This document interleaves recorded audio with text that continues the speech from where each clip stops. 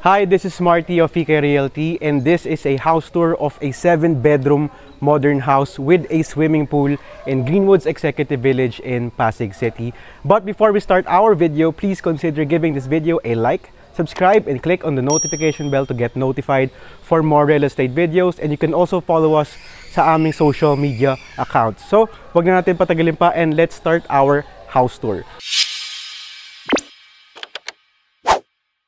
So dito makikita natin sa ating facade, we have a lot of greeneries, a lot of bushes, and we can also notice yung ating color palette of white, gray.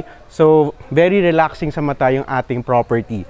And here on my right, we have our car gate, pero meron pa tayong isa pang car gate sa likod na 4-car parking yung ating property. So daan tayo dito sa ating pedestrian gate so we can see what the house looks like. Bago tayo pumasok sa ating main door, meron tayong mga pocket gardens sa left ko and sa right ko. And sa right ko, this one leads to our 4-car parking. So the first thing that you will see kapag dating natin sa ating bahay is our double height living area, which is very spacious with lots of fixed windows, lots of awning windows for natural light and air circulation. So here you can put your couches, you can put your 80-inch, 70-inch television para makapag-bonding kayo with your family. So, sa likod ko naman, we have our kitchen. And it's a very spacious kitchen. Makadali ka maneuver to cook your food, prepare your food. We have, this is quartz na bar counter. We have lighting fixtures na may pagka-industrial itsura.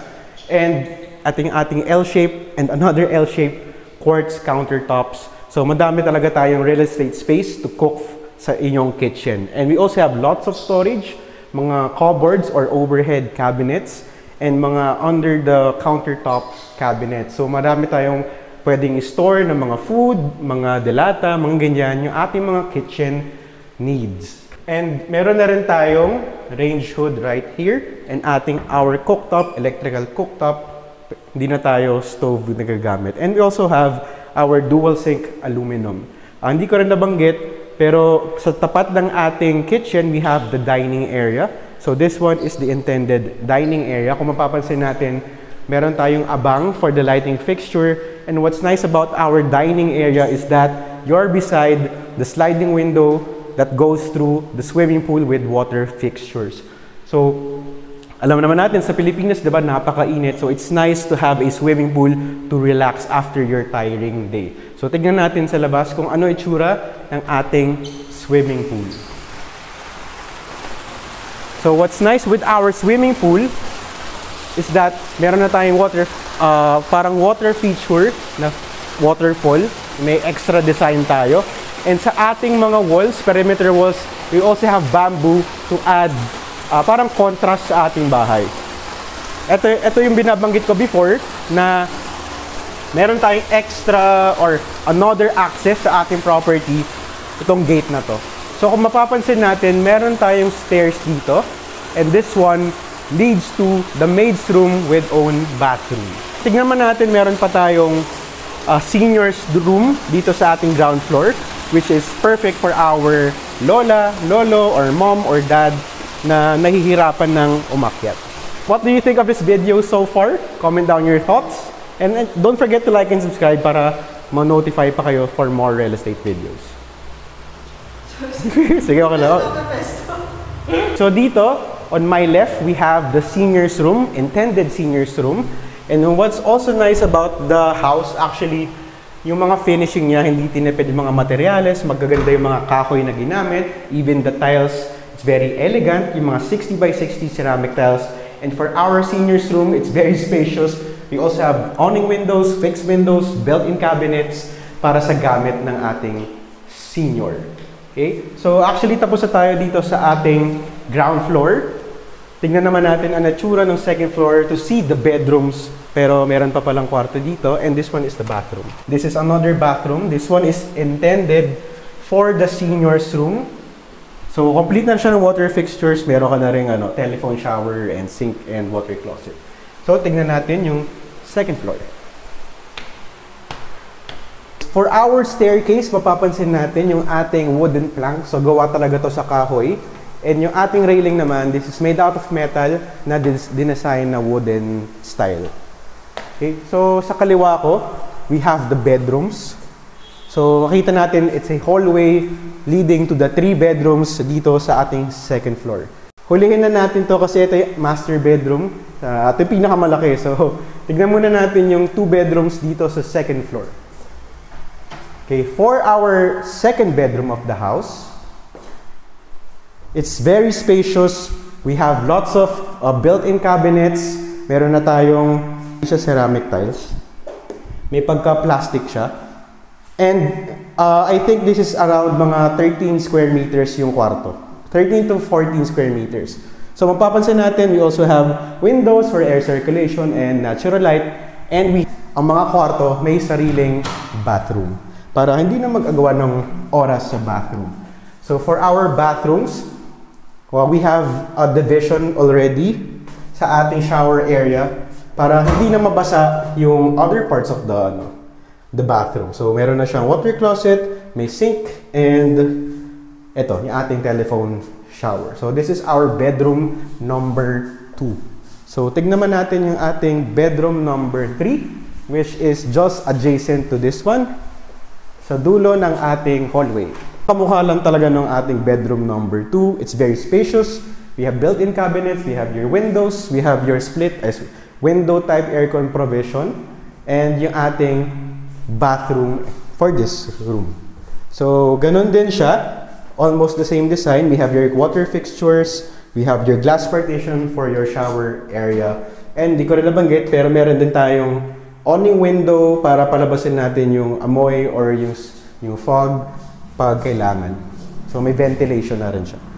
Okay, so pakita na natin yung master bedroom kasi nakaka-excite pakita sa inyo gaano kalaki yung master bathroom eh. So this is our master bedroom.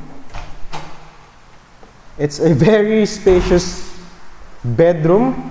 If I can estimate, nasa ano siya, around 18 square meters or 17 square meters. So here we have lots of windows for natural light and air circulation, and we have a space here dedicated for our TV and ating mga soundbar, and kung may mga consoles kayong pwede ilagay dyan, you can place it here. So this one, it's made out of parang may pagka-plastic din ng konti.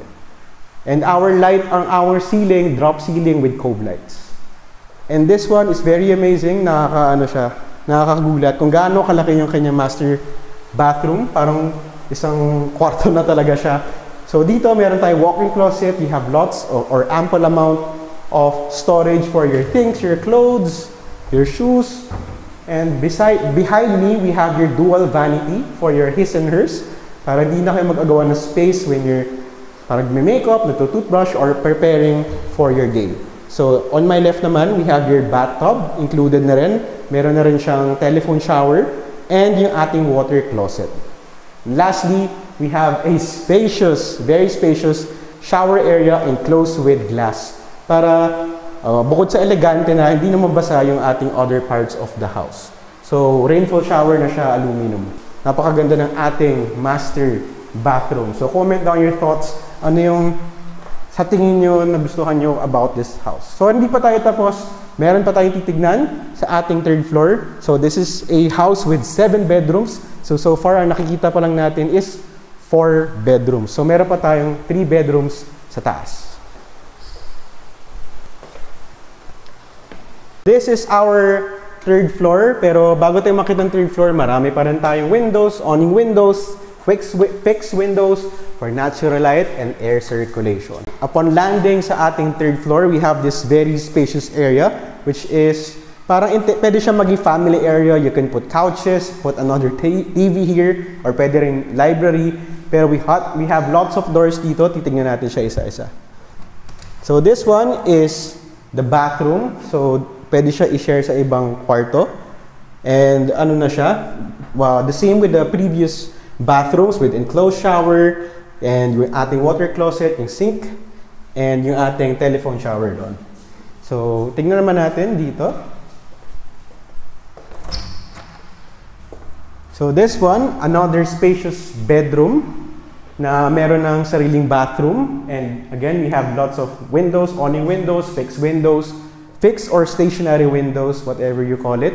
We also have built-in cabinets dito. We can put lot of things. So mapapansin natin, floor to ceiling yung ating built-in cabinets. Kaya marami talaga tayo malalagay na space.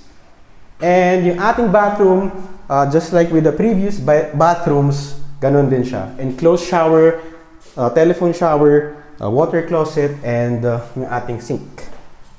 And then, tignan naman natin itong room dito. Again, another spacious bedroom right here. So maganda sa bahay na to, bukod sa 7 bedrooms siya, lahat ng bedrooms maluluwag talaga. So hindi tinipid yung ating floor area. So ang ating lot area pala is nasa around 269 square meters. Yung ating floor area is nasa around 580 square meters. So ganun kalaki yung ating bahay. So lastly, meron tayo isa pang room dito. But bago tayo pumunta sa room na to, tingnan natin, meron tayong parang terrace balcony right here. So pwede kayong maglagay dito ng table or chairs para makapag-muni-muni. Pwede kayo mag-spend time with your family, friends. Pwede kayo mag-inuman dito. Or you can just go out here, take a walk, a little walk para magpahinga lang dyan. Para ma-enjoy nyo. Kasi maraming puno dito sa labas ng ating area. Ma-enjoy nyo yung mga greeneries and trees na makikita mo dyan. Okay, so lastly, this is the last part of the video. This is another bedroom, our 7th bedroom. And meron na rin siyang sariling bathroom. So makikita natin, we have awning windows, we have fixed windows sa taas or stationary windows. We also have provision for your window type aircon. And of course, we have your built-in cabinet na the same with the previous bedrooms. And lastly, yung ating bathroom na kamukha din ng previous bathrooms na nakita natin with the previous rooms. So enclosed shower, telephone shower, water closet, sink. Okay, so that's actually it for this video. So nako-curious ako, what do you think of this house? And if you enjoyed this video, don't forget to like and subscribe. And if you want to schedule for a viewing, for a tripping, or if you want to sell your property, or if you're looking for a property, you can also contact us. Lagay namin yung contact details namin in the description. So I hope you enjoyed this video. I really enjoyed taking videos of this house kasi napakaganda. And we hope to see you in the next video. I'm Marty Hernandez of Fika Realty, and we'll see you in the next video.